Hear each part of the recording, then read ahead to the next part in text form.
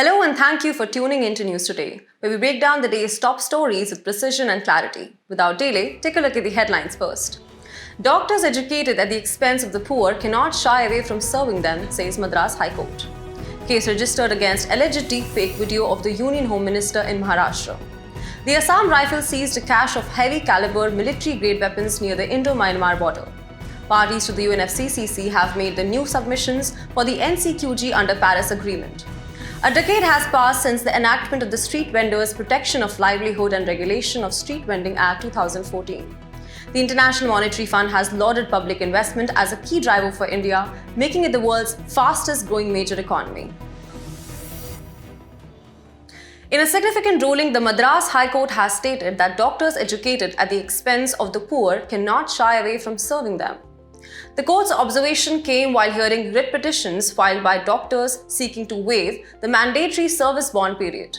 Service bond is an agreement between medical students and the government requiring doctors to work in specific areas or public healthcare facilities for a specified period. These bonds serve two crucial purposes. Firstly, they help ensure an even distribution of the healthcare workforce, promoting social justice and health equity in underserved areas. Secondly, they act as a form of reciprocity, ensuring that taxpayers' money is utilized effectively by requiring healthcare professionals to serve in the public healthcare system. However, compulsory service bonds have also raised ethical concerns. Critics argue that they infringe upon the fundamental right to practice any profession or carry on any occupation, trade, or business under Article 19, Clause 1, Subclause G of the Indian Constitution. Additionally, forced obligations could impact motivation, job satisfaction, and overall performance, potentially compromising the quality of care provided. There are also concerns that stringent bonds may discourage talented individuals from pursuing careers in healthcare, exacerbating the issue of brain drain. Furthermore, such bonds may disproportionately affect healthcare professionals from underprivileged backgrounds or those who cannot afford to pay the penalty for non-compliance, leading to discrimination and inequality. To address these issues, experts have suggested implementing a voluntary opt-in system where healthcare professionals willingly choose to serve in underserved areas in exchange for incentives such as education subsidies. Additionally, attractive compensation packages, including competitive salaries and housing allowances, could be offered to incentivize service in these areas. Targeted recruitment and training initiatives could also be taken to recruit and train healthcare professionals from underserved areas. Lastly, flexible models such as shorter service periods, rotational assignments, or a combination of urban and rural postings could also be explored. As the nation grapples with the complex issue of healthcare accessibility, the Madras High Court's ruling serves as a reminder of the delicate balance between ensuring equitable healthcare distribution and respecting individuals' rights and choices. In a concerning development, a case has been registered in Maharashtra over an alleged deepfake video involving the Union Home Minister. Deepfakes refer to synthetic media like images or videos created using advanced AI and deep learning techniques. It is a combination of deep learning and fake. Deep learning is a subset of machine learning that involves neural networks with multiple layers. The process works by using something called generative adversarial networks or GANs to analyze and synthesize audio and visual content.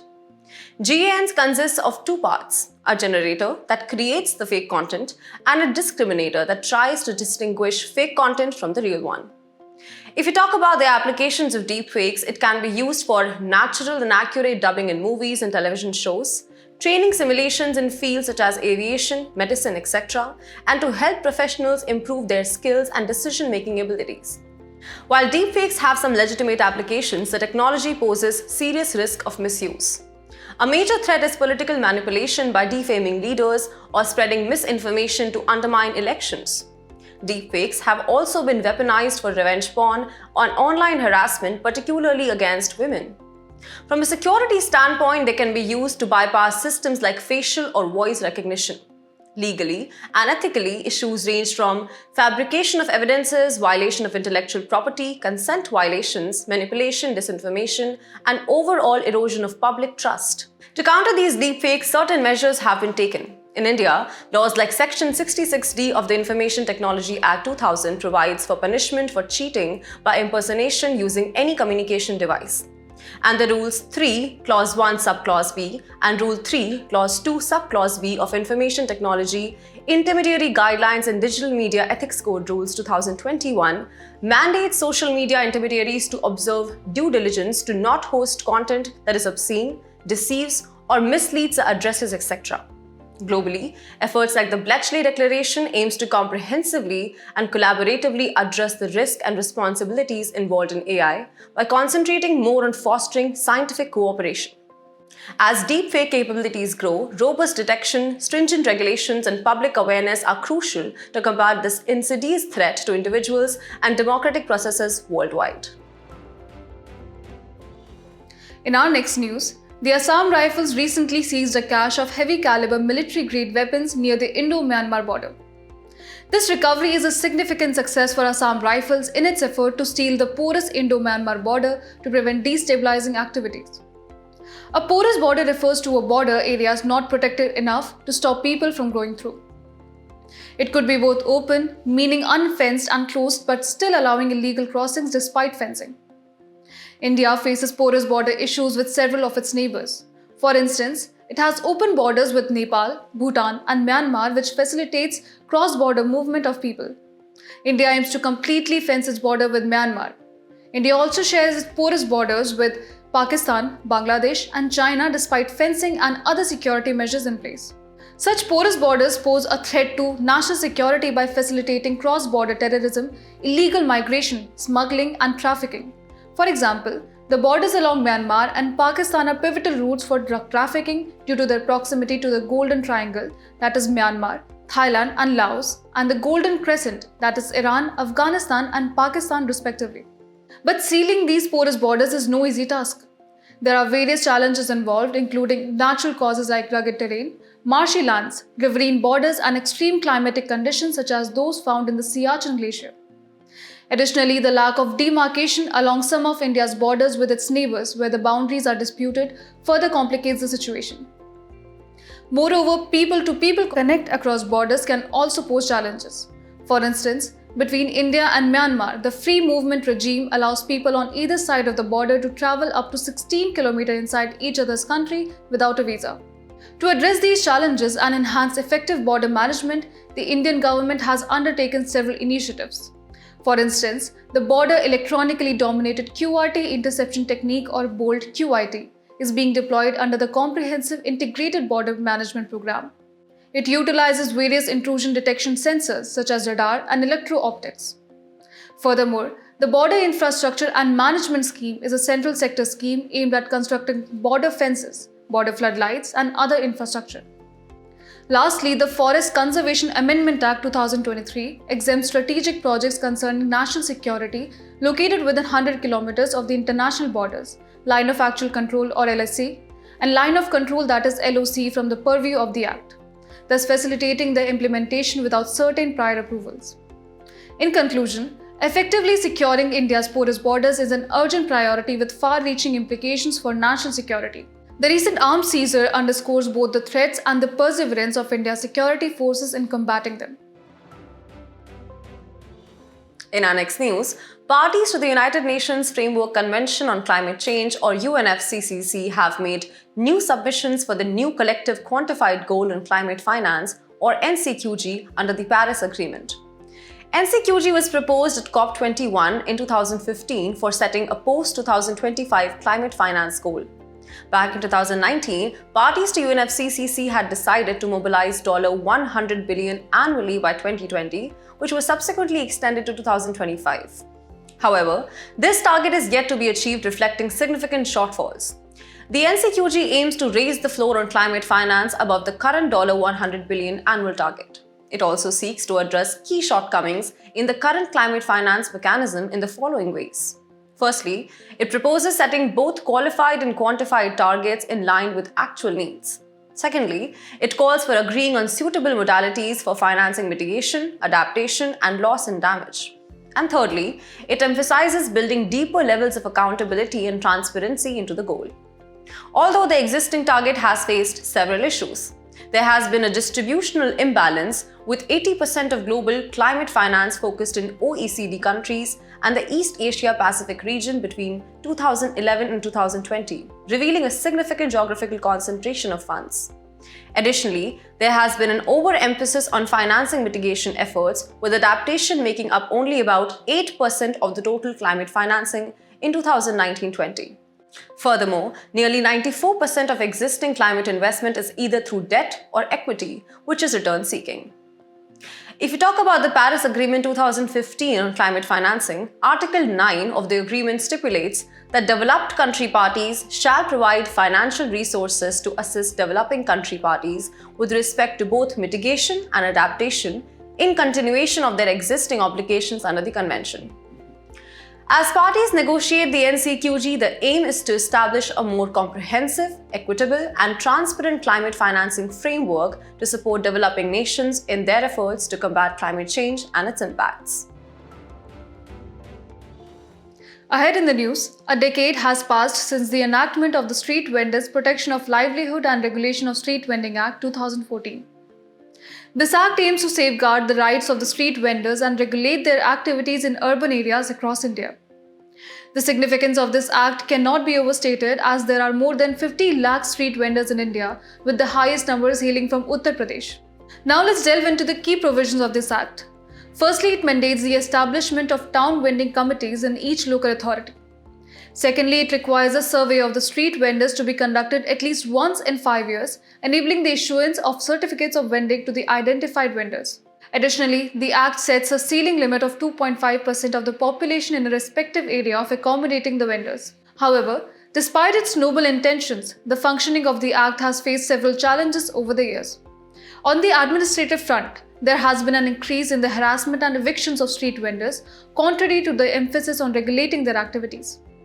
From a governance perspective, street vendors have been excluded as stakeholders in city planning, and they are often not consulted in the formulation of street vending plans. Moreover, there exists a societal stigma around street vendors where they are perceived as obstacles to urban development. To address these challenges and ensure the effective implementation of the Act, a comprehensive approach is necessary. Firstly, it is crucial to sensitize police and local body officials to avoid excessive actions against street vendors. Secondly, ensuring adequate representation and integration of street vending activities in urban planning is vital for their sustainable existence. Lastly, a revision of the ceiling on the number of vendors in consonance with the population of the city. By addressing these challenges, the Street Vendors Protection of Livelihood and Regulation of Street Vending Act 2014 can truly fulfill its objective of safeguarding the livelihoods of a significant section of the urban workforce. Moving on to the next news. The International Monetary Fund has lauded public investment as a key driver for India, making it the world's fastest growing major economy. But what exactly is public investment? Public investment typically refers to gross fixed capital formation, which is the total value of acquisitions less disposals of fixed assets by the state. This can be through central or local governments or publicly owned industries or corporations. It encompasses physical or tangible investment in infrastructure such as transport, telecommunications, and buildings. However, in a broader sense, public investment can also include human or intangible investment in education, skills, and knowledge. The impact of public investment on economic growth cannot be overstated. Firstly, it enhances demand by stimulating economic activity through short-term effects on aggregate demand. Secondly, it raises productivity as better infrastructures and human capital can enhance the productivity of the economy. And thirdly, public investment attracts private investment by encouraging new private investment to take advantage of the higher productivity it creates, further increasing economic growth. However, it's important to note that the positive relationship between public investment and growth could turn negative once public capital starts crowding out private investment. If we talk about crowding out, it refers to a phenomenon where increased government spending, funded by higher taxes and enhanced borrowing, reduce private sector income and loan demand due to a rise in interest rates. To harness the potential of public investment, the Indian government has undertaken several key initiatives. Firstly, most sectors are now open for 100% foreign direct investment or FDI under the automatic route attracting foreign capital. Secondly, the PM Gati Shakti National Master Plan aims to provide multi-modal connectivity infrastructure to various economic zones, enhancing productivity. Thirdly, the national monetization pipeline seeks to tap into private sector investment for new infrastructure creation, leveraging public assets. Finally, the government has been actively working on reducing the compliance burden on citizens and businesses, fostering a conducive environment for economic activities. By strategically leveraging public investment and implementing supportive policies, India has positioned itself as a global economic powerhouse. The personality in news for today is Raja Ravi Varma. He is in news recently as the first true copy of the painting Indulekha by Raja Ravi Varma was unveiled at Kilimanur Palace, Kerala on his birth anniversary. If we talk about his contributions, he was best known for uniting Hindu mythological subject matter with European realist historicist painting style. Moreover, he was the first Indian artist to use oil paints that were brought to India by the Britishers. He was a pioneer in using art as a means of social reform. Some of his famous paintings included The Lady in the Moonlight, Stolen Interview, and Shakuntala. For his accomplishments, he received several awards and recognition, such as his painting The Hamsa Damayanti, which depicts the story of King Nala, and Damayanti from Mahabharat won the first prize at Vienna exhibition in the year 1873. Moreover, the British government awarded him with Kesare-Hind Gold Medal in the year 1904. He exhibited the values of nationalism, compassion, tolerance, and more. As we conclude today's main news, let's take a look at some quick updates. Election Commission of India conducted re-polling for the ongoing Lok Sabha general elections in various polling stations of Manipur and Arunachal Pradesh. Supreme Court has rejected the application of eggshell skull rule in a case. Eggshell skull principle is a common law principle applied in civil litigation. In this principle, the defendant would be held responsible for injuries caused to a person when he hit him on the head, even if the victim had particularly delicate skull or an eggshell for a skull. SEBI has amended mutual fund norms requiring asset management companies to establish mechanisms to prevent front-running. Front-running in the stock market occurs when a broker or trader acts on advance information about client orders to execute their own trades first. The economic theory called paradox of thrift theory was popularized by British economist John Maynard Keynes. According to this theory, a rise in individuals' savings by reducing the amount of money spent on goods and services can cause a fall in overall savings and investments. Apple faces allegation of using blood minerals from war-torn Democratic Republic of the Congo. Blood minerals, also known as conflict minerals, are minerals that are mined in areas where violence, human rights violations, and conflict are intertwined with their extraction. Google's DeepMind has developed tactic AI that can provide experts with tactical insights in football. The AI predicts the outcome of corner kicks using geometric deep learning approach to create more generalizable models on the field. AstraZeneca for the first time admitted that COVID-19 vaccine Covishield had rare side effects including TTS. TTS occurs when a person has blood clots together with a low platelet count.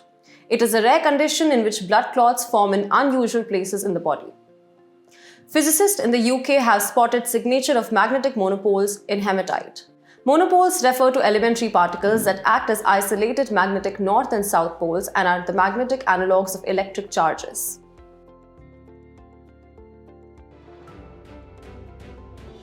Before we sign off, let's challenge your understanding in today's installment of Test Your Knowledge.